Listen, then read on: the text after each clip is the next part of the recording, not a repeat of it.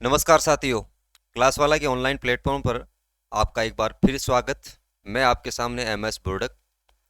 जैसा कि यहाँ पर अपने पिछले लेक्चर के अंदर यहाँ पर कवक के बारे में देखा था, उसके सामान्य अध्ययन और उसकी एक क्लास फाइकोमाइसिटीज के बारे में। तो थोड़ा सा यहाँ पर आगे अपन इस टॉपिक को बढ़ाते हैं, जिसमें यहाँ पर इसकी अन्य जो क्लासेस हैं, जिसके अंदर एस्कोमाइसिटीज, बेसिडियोमाइसिटीज और ड्यूटेरोमाइसिटीज। तो यहाँ पर वन बाय वन एक एक क्लास को देखते हैं। सबसे पहले यहाँ पर अपन बात करेंगे एस्कोमाइसिटीज की। तो आइए।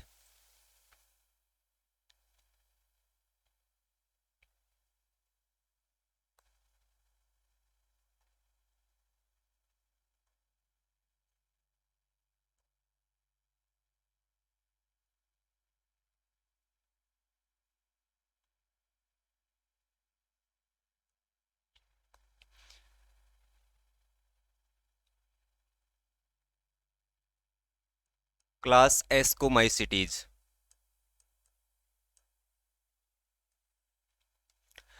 दोस्तों यहाँ पर इसमें एस्कस का निर्माण होता है, इसके कारण यहाँ पर इसको एस्कोमाइसिटीज कहते हैं। और साथ में इसको अपन सेक फंजाई भी कहते हैं। सेक फंजाई यानी कि इनको थैली कवक भी कहा जाता है। थैली कवक। यहाँ पर इस एस्कोमाइसिटीज की बात करें तो यहाँ पर इसमें आवास की बात करें तो मुख्यतः ये डीकंपोजर का काम करते हैं। डीकंपोजर का काम करते हैं और इसमें यहाँ पर इसके जो ज़्यादातर सदस्य होते हैं वो मर्तोपजीवी मर्तोपजीवी सेप्रोफाइटिक होते हैं, डिकम्पोजर हैं। और कुछ सदस्य परजीवी होते हैं, पैरासाइट।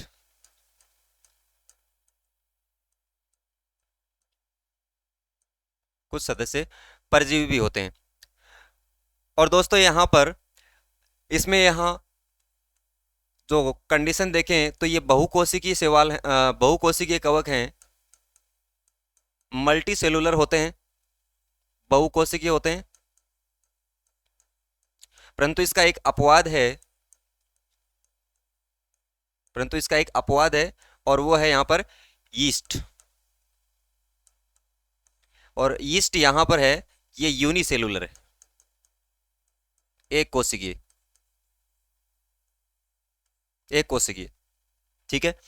आगे यहाँ अपन बात करेंगे कि इसमें जो माइसीलियम है, अपन ने पिछले यहाँ पर लेक्चर में बात की थी माइसीलियम की, जो कवक का जो मुख्य शरीर है जिसको अपन माइसीलियम कहते हैं। और एक माइसीलियम कई सारे यहाँ पर तंतुओं से मिलकर बना होता है और उन तत्वों को अपन हाइपी कहते हैं। ठीक है। तो यहाँ पर इसके माइसीलियम की बात करें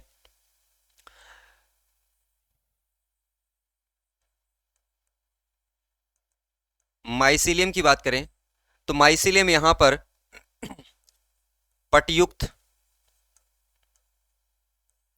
और वो यहाँ पट बात करें तो वह है छिद्रित। छिद्रित पट होते हैं। ठीक है। और यहाँ ये अशाखित होता है, यानी कि इसके माइसीलियम में अपन देखें तो इस प्रकार पट पाए जाते हैं और पट के बीच में छिद्र पाया जाता है। और यहाँ इनके बीच में अपन देखें तो ये न्यूक्लियस। लेकिन यहाँ पर देखें ये जो छिद्र है, इन छिद्रों के यहाँ पर माध्यम से एक कोशिका से दूसरी कोशिका में साइटोप्लाज्म या कोशिका द्रव्य है उसका तो यहाँ पर आदान प्रदान हो सकता है, परंतु ये न्यूक्लियस का जो साइज होता है ये इस छिद्र से बड़ा होता है, जिस कारण जो न्यूक्लियस है वो एक से दूसरी कोशिका में यहाँ पर स्वतः है वो नहीं जा पाते हैं। ठीक है। तो यानी कि न्यूक्लियस का या केंद्रकों का जो गमन होगा एक कोशिका से दूसरी कोशिका में नहीं होता है। केवल यहाँ पर केंद्रक द्रव्य है, सॉरी कोशिका द्रव्य है, साइटोप्लाज्म है, उसी का ही स्थानांतरण होगा। ठीक है। अब इसमें आगे इसमें देखें कि इसमें यहाँ पर जनन के लिए बात करें, एस्कोमाइसिटीज में जनन की बात करें तो इसमें अलैंगिक जनन ये होता है कोनिडिया के द्वारा,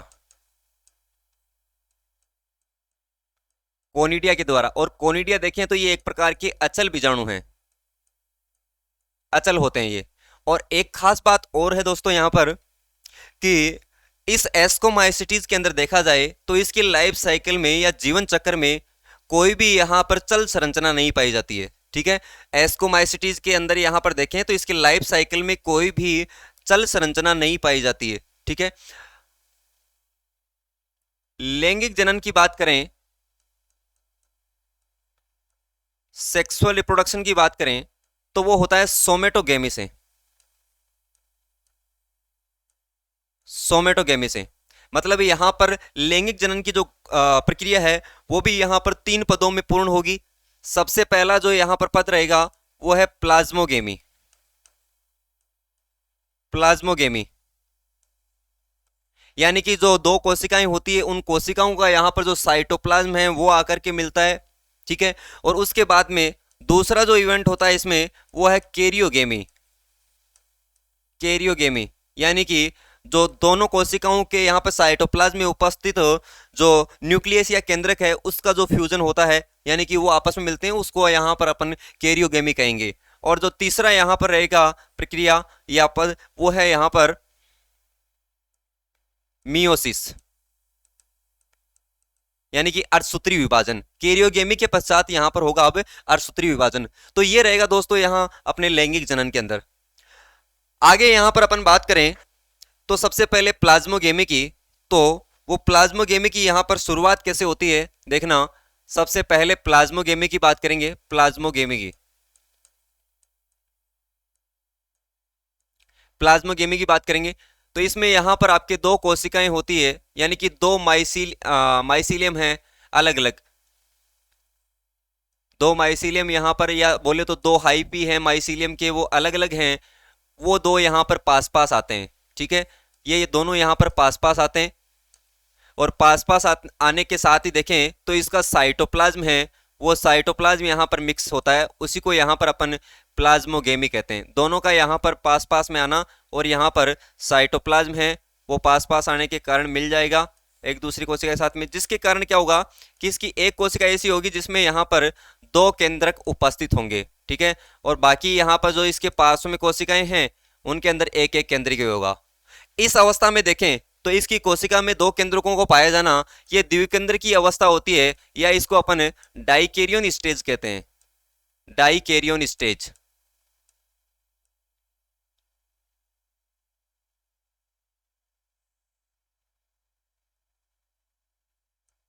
डाइकेरियन स्टेज, डाइकेरियन स्टेज, द्विकेंद्र की अवस्था। अब यहां पर क्या होगा कि ये जो द्विकेंद्र की अवस्था है, इस द्विकेंद्र की अवस्था से देखें तो यहां पर जिस कोशिका में यहां पर दो केंद्र को उपस्थित हैं उस दो कोशिका अवस्था से ऊपर की तरफ है, ऊपर की तरफ देखा जाए, ऊपर की तरफ देखा जाए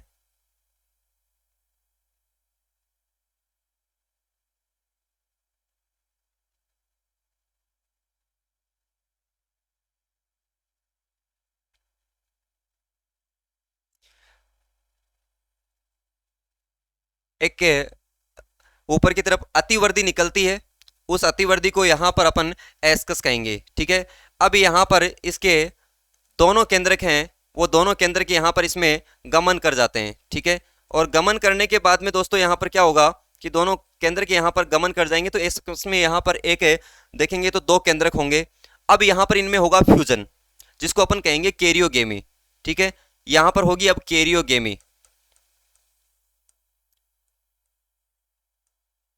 कैरियोगेमी।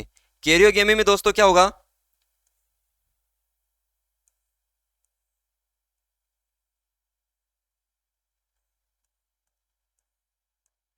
कैरियोगेमी में यहां पर दोनों केंद्रक मिल जाएंगे और जिसके कारण दो अगुणित केंद्रक थे और उससे यहां पर 2n एक द्विगुणित संरचना बन जाएगी, ठीक है।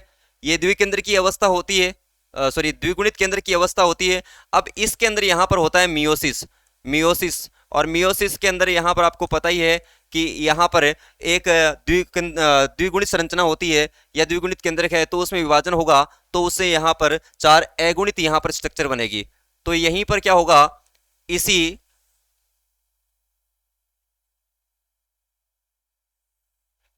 एस्कस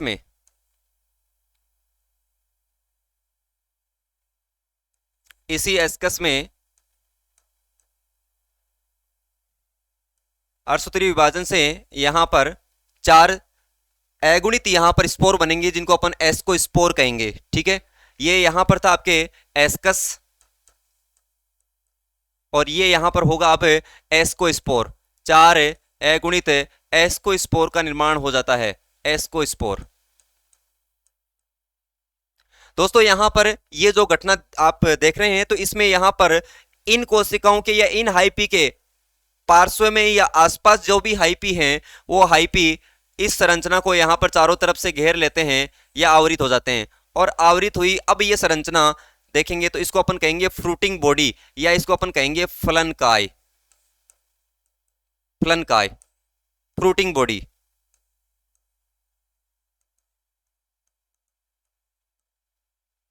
फ्रूटिंग बॉडी, फलनकाय। ठीक है, अब यहां पर जो एस्कोमाइसिटीज है उसमें यहां पर एक बार इस एस्कोस्पोर हैं, इन सभी एस्कोस्पोर में एक बार माइटोसिस या समसूत्री विभाजन भी हो सकता है। माइटोसिस के दौरान यहां पर जो आपके पास में 4 एस्कोस्पोर हैं, उनसे यहां पर अब 8 एस्कोस्पोर बन जाएंगे। ठीक है, यानी कि यहां पर 4 एस्कोस्पोर की भी अवस्था हो सकती है और 8 एस्कोस्पोर की भी अवस्था होगी। जैसे यहां पर कंडीशन होती है तो उस कंडीशन में यहां पर क्या होगा कि ये फ्रूटिंग बॉडी और यहां पर एस्कस दोनों यहां पर फटेंगे और फटने के साथ ही ये जो एस्कोस्पोर है वो बाहर की तरफ मुक्त हो जाते हैं। और यहां पर ये मुक्त हुए एस्कोस्पोर हैं वो वापस जर्मिनेट होकर के यही यहां पर हाइफी का निर्माण कर देते हैं, यानी कि वापस यहां पर इनका अंकुरण होगा, जर्मिनेशन होगा और यहां पर एक नए हाइफी का निर्माण कर देंगे और एक नया माइसीलियम बनाएंगे। तो इस प्रकार यहां पर दोस्तों ये रहेगा एस्कोमाइसिटिंग में जनन। दोस्तों यहां पर देखें कि ये जो यहां पर एस्कोमाइसिटीज है, इस एस्कोमाइसिटीज के अंदर जो हाइफी हैं या बोले तो इसमें कलर की बात करें तो यहां पर ये है पिगमेंटेड। पिगमेंटेड के कारण यहां पर इनका कलर अपने को अलग अलग प्रदर्शित होता है। यहां पर इनके कलर की बात करें तो एस्कोमाइसिटीज के सदस्य blue, black, orange, yellow, green, इन सभी कलर के अंदर अपने को मिलेंगे पिगमेंटेड। ठीक है,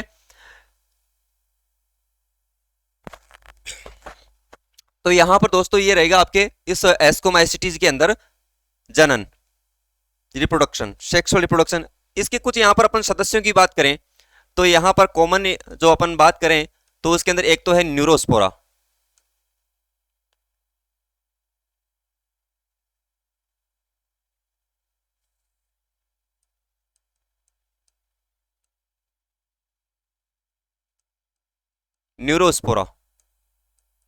न्यूरोस्पोरा का यहां पर अपन जेनेटिक्स के अंदर देखें तो यहां पर एक बहुत बड़ा इंपॉर्टेंट रोल है यहां पर। ठीक है, न्यूरोस्पोरा को यहां पर प्लांट किंगडम की ड्रोसोफिला भी कहा जाता है। ठीक है ना, प्लांट किंगडम की ड्रोसोफिला, प्लांट किंगडम की ड्रोसोफिला भी कहते हैं, क्योंकि दोस्तों यहां पर अपन देखें कि आनुवंशिक के अंदर जो ड्रोसोफिला है उस ड्रोसोफिला के अंदर यहाँ पर सहलगनता के बारे में मॉर्गन ने बताया था। ठीक है, यानी कि उनके कलर को, पंखों के कलर को लेकर के, आई कलर को लेकर के। तो वैसे ही यहाँ पर न्यूरोस्पोरा है, उस न्यूरोस्पोरा का भी यहाँ पर प्लांट किंगडम के अंदर जेनेटिक्स है, उसमें इंपॉर्टेंट रोल है, इसलिए यहाँ पर इसको प्लांट किंगडम की ड्रोसोफिला कहते हैं। दूसरा यहाँ पर आपके पास में एग्जाम्पल है वो है ट्रफल्स। दूसरा एग्जाम्पल है ट्रफल्स। फिर है यहां पर आपके पास में पेनिसिलियम,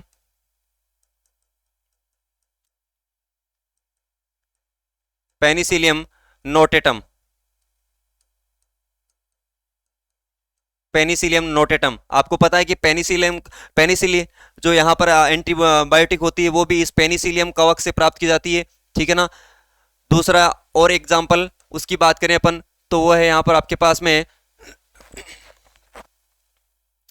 यीस्ट का। यीस्ट यहाँ पर बात करें सेकेरोमाइसीज,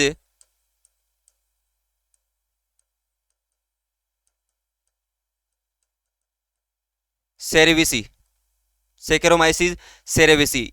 यहाँ पर जो यीस्ट है, इस यीस्ट के अंदर भी बात करें, जैसे मैंने आपको जनन की बात की थी, अलैंगिक जनन यहाँ पर कोनिडिया द्वारा और लैंगिक जनन यहाँ पर सोमेटिक गेमी द्वारा। यीस्ट यहाँ पर एक कोशिकीय एस्कोमाइसिटीज का यहाँ पर सदस्य एक कोशिकीय कवक है। इसमें जो जनन होता है वो अलैंगिक जनन होता है और वो होता है यहाँ पर मुकुलन द्वारा, बडिंग।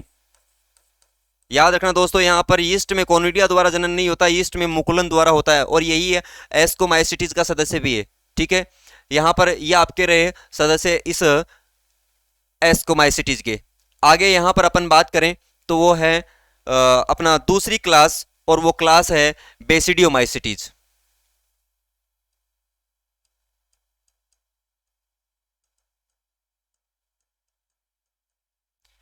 बेसिडियोमाइसिटीज, बेसिडियोमाइसिटीज इस क्लास के नाम की बात करें अपन तो वो इसके अंदर यहाँ पर बेसिडियम बनता है। उस बेसिडियम के अंदर यहाँ पर बात करें तो बीजाणुओं का निर्माण होता है, या अपन बात करें स्पोर का फॉर्मेशन होता है, बेसिडियो स्पोर का।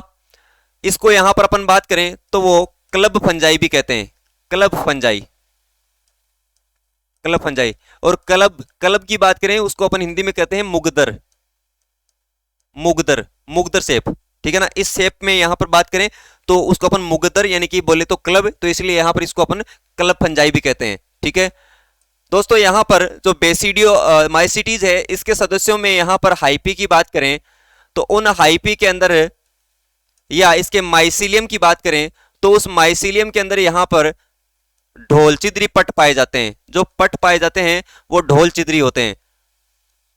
ढोल चिद्री की बात करें तो वो ढोल चिद्री इस प्रकार होंगे, ढोल के आकार में दोनों तरफ से, ठीक है, दोनों तरफ से प्रोसेस निकले होते हैं और इनके बीच में यहां पर देखें तो वो है इनका केंद्रक। ठीक है, अब यहां पर इस केंद्रक की बात करें तो वो एक कोशिका में से दूसरी कोशिका में यहां पर स्वतः आ जा सकता है, यानी कि यहां पर साइटोप्लाज्म है उसका भी गमन होगा और साथ में यहां पर इसके जो न्यूक्लियस या केंद्रक है उसका भी यहां पर स्थानांतरण होगा।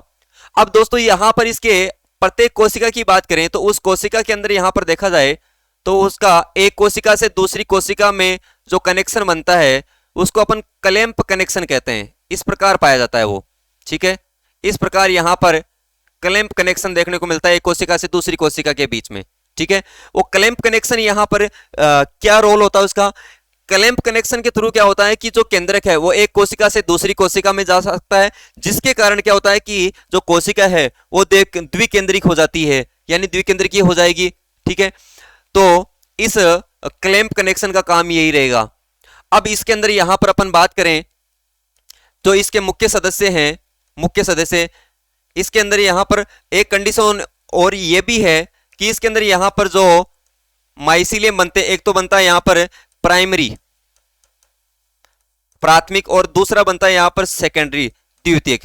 यहां पर जो प्राइमरी होता है ये यहां पर सेप्टेट और साथ में यहां पर नॉन ब्रांच्ड होता है, अशाखित होता है। ठीक है, लेकिन बाद में बात करें सेकेंडरी की तो ये सेप्टेट यानी कि पटीय, और दूसरा ये बात करें तो ये ब्रांच्ड होता है, ब्रांच शाखित होता है। ठीक है, और यहां पर अपन इस प्राइमरी की बात करें तो प्राइमरी यहां पर शॉर्ट लिव्ड होता है या अल्प समय के लिए जीवित रहता है, अल्प समय के लिए। ठीक है, और वहां पर उसके बाद में सेकेंडरी यानी कि द्वितीयक माइसिलियम बन जाता है, वो यहां पर लंबे समय तक जीवित रहता है, लॉन्ग लिव्ड, लंबे समय तक। ये दोस्तों यहां पर बात करें बेसिडियोमाइसिटीज के लिए। अब दोस्तों इसके अंदर यहां पर बात करें तो इसके जो मुख्य सदस्य होते हैं, मुख्य सदस्य वो यहां पर डिकम्पोजर का काम करते हैं, यानी कि ये अपघटक का कार्य करते हैं। और यहां पर इनकी बात करें तो इनको वुड यानी कि लकड़ी, लकड़ी के अपघटक कहा जाता है, वुड डिकम्पोजर। यानी कि जो लकड़ी होती है उसको डिकम्पोज करने के अंदर इसकी महत्वपूर्ण भूमिका होती है बेसिडियोमाइसिटीज के सदस्यों की।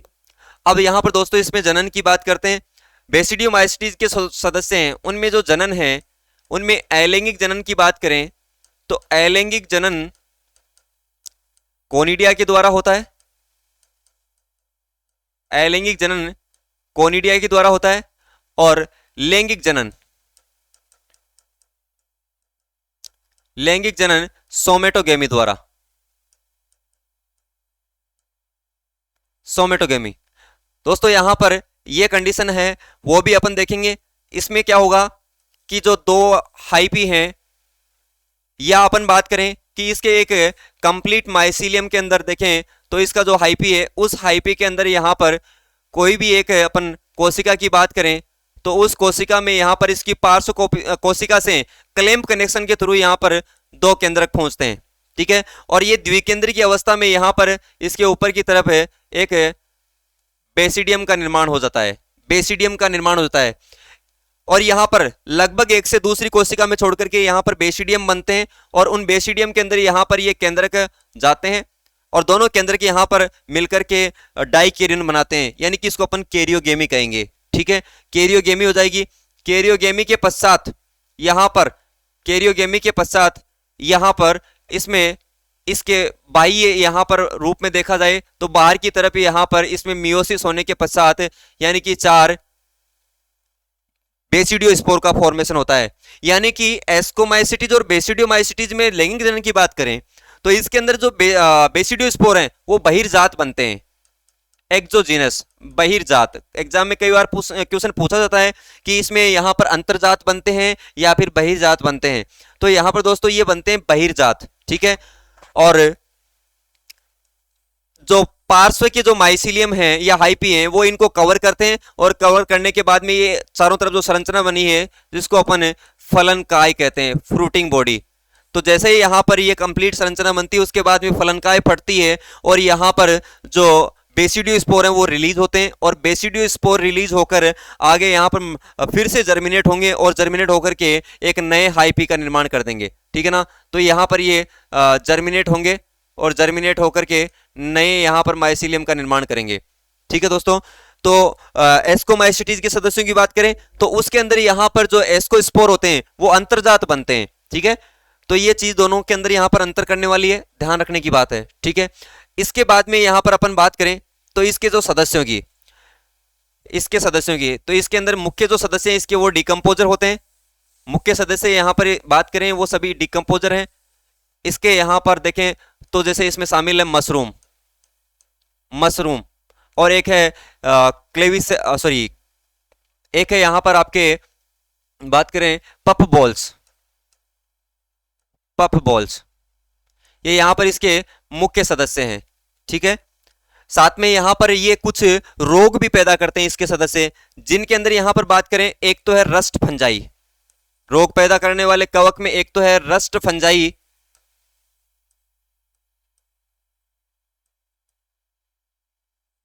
रस्ट फंजाई,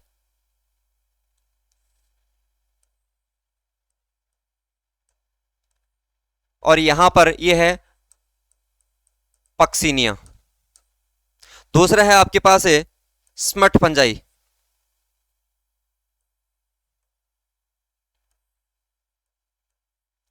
और वो है अस्टिलेगो, अस्टिलेगो। ये दोनों यहां पर रोग पैदा करने वाले होते हैं। रस्ट फंजाई की बात करें, पक्सीने की बात करें तो यहां पर ये क्रूसीफेरी के जो सदस्य हैं उनके अंदर यहां पर व्हाइट रस्ट है, या बोले तो यहां पर बात करें अपन या मतलब यहां पर पक्सीनिया है, उसके फॉर्मेशन के द्वारा यहां पर डिजीज कोज करती है। आगे दोस्तों यहां पर अपन बात करेंगे ड्यूटेरोमाइसिटीज की।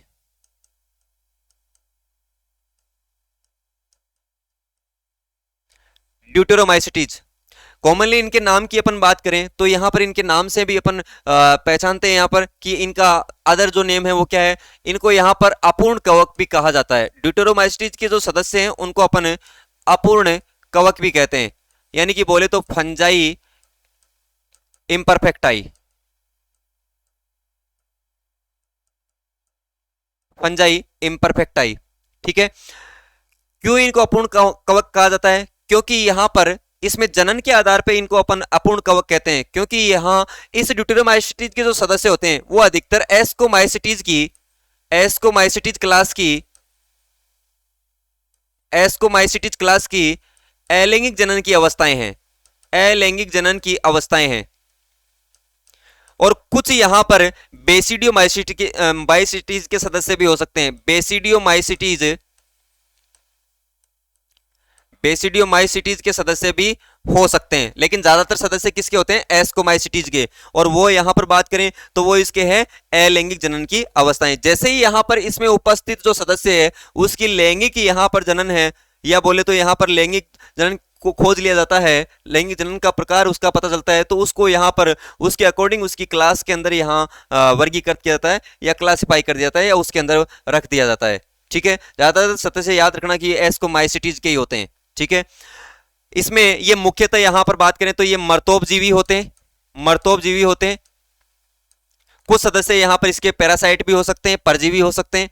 इनका यहां पर मुख्य बात करें तो ये जो लीटर होता है, यानी कि कूड़ा का जो कचरा होता है, उसका यहां पर अपघटन के अंदर ये मुख्य भूमिका निभाते हैं। ठीक है, लीटर के यहां पर उसको फिर मिनरल्स में बनाने के अंदर या मिनरलाइजेशन या खनिजीकरण के अंदर यहाँ मुख्य भूमिका निभाते हैं, और यहाँ पर इसको मिट्टी में मिलाते हैं। खनिजीकरण अपघटन प्रक्रिया में इसका मुख्य योगदान होता है। इसके जो सदस्य हैं इस प्रक्रिया में, लीटर के खनिजीकरण प्रक्रिया में, तो वो है एक तो ट्राइकोडर्मा,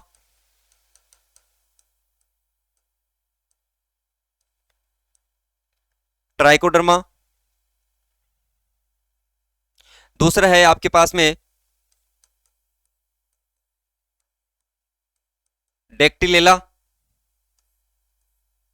डेक्टिलेला।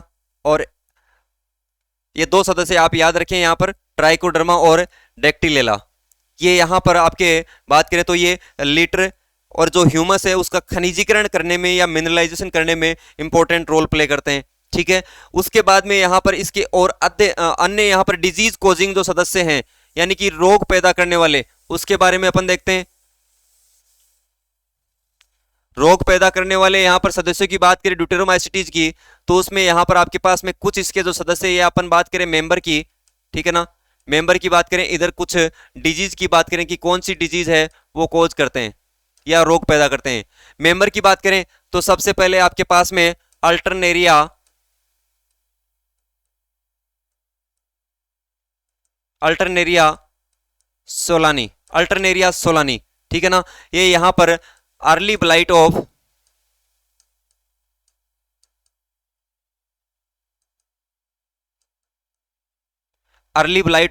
Potato disease. ठीक है, आलू के अंदर यहां पर ये रोग पैदा करते हैं, अर्ली ब्लाइट यानी कि अगेती अंगमारी। ठीक है, दूसरा यहां पर आपके पास में सदस्य है सर्कोस्पोरा पर्सोनेटा,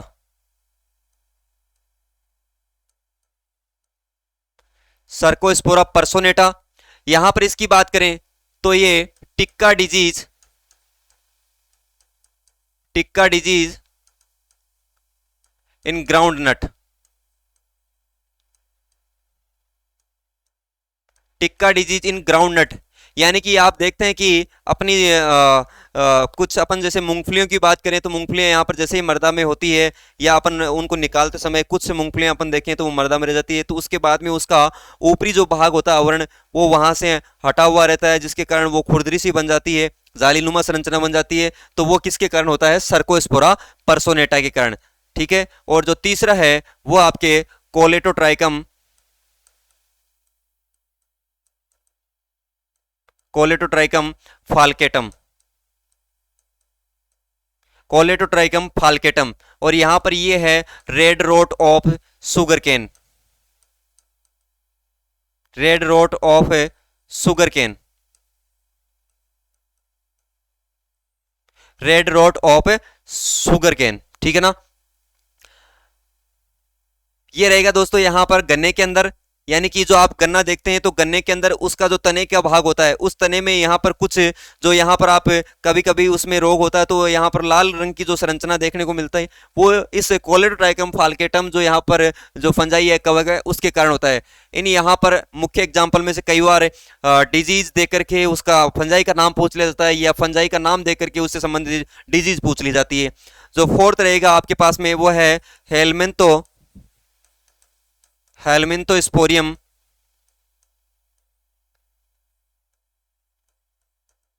ओराइजी। हेलमिंथोस्पोरियम ओराइजी, ठीक है, वो यहां पर आपके लीफ स्पॉट इन राइस, यानी कि चावल की यहाँ पर जो पत्तियां होती है, ठीक है ना, उसकी पत्तियों पर यहाँ पर धब्बे हैं वो बन जाते हैं, ठीक है, वो यहाँ पर हेलमिंथोस्पोरियम ओराइजी के कारण होता है, ठीक है। तो यहाँ पर दोस्तों ये रहा आपके पास में इस ड्यूटेरोमाइसीट्स के कुछ इंपॉर्टेंट सदस्य, ठीक है ना, जिसके कारण होने वाले रोग। तो दोस्तों यहाँ पर ये आपके आज फंजाई का जो टॉपिक है वो कंप्लीट होता है, और मैं आशा करता हूँ कि यहाँ पर ये फंजाई जो टॉपिक है वो आपको यहाँ पर क्लियर हुआ होगा। यदि यहाँ पर इस टॉपिक से संबंधित यदि कुछ समस्याएं होती हैं, कुछ डाउट्स होते हैं, तो आप हमें कमेंट सेक्शन के अंदर ज़रूर बताएं।